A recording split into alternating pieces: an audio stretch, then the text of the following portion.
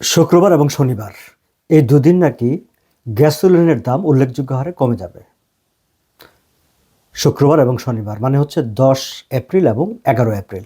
আমি এখন কথা বলছি 9 এপ্রিল বৃহস্পতিবার সন্ধ্যাবেলা।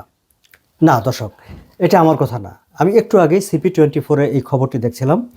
গ্যাস প্রাইস যারা মনিটর করেন এবং গ্যাস এক্সপার্ট যারা, মার্কেট এক্সপার্ট যারা, তাদের উদ্ধৃতি দিয়ে CP24 এই খবরটি প্রকাশ করেছে এবং তারা অ্যাডভাইস করেছে, বিশেষ করে বৃহত্তর টরন্টো এলাকা এবং হ্যামিল্টন এলাকায় যারা বসবাস করেন তাদেরকে তারা বলছেন যে এই শনিবার এবং শুক্রবার এই দুদিন তারা চাইলে তাদের গাড়ির ট্যাঙ্কি একেবারে পরিপূর্ণ করে রাখতে পারেন।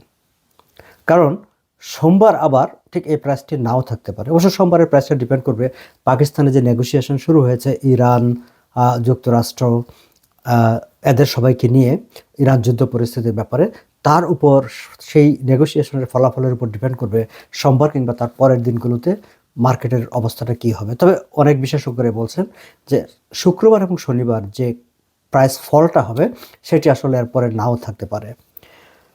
গ্যাস প্রাইস অ্যানালিস্ট ড্যান ম্যাকটেক তার উদ্ধৃতি দিয়ে CP24 জানাচ্ছে যে শুক্রবার 10 এপ্রিল গ্যাসোলিনের দাম 13 সেন্ট প্রতি লিটারে 13 সেন্ট করে কমে যেতে পারে। শনিবারে যে খুব একটা কমবে তা না, কিন্তু এই প্রাইসটাই থাকবে। তবে তিনি আবার আরেকটি পরামর্শ দিচ্ছেন যে সন্ধ্যা 6টার পরে আরও 5 থেকে 6 সেন্ট পার লিটারে কমে যেতে পারে। So it is a big news for যারা গাড়ি চালান।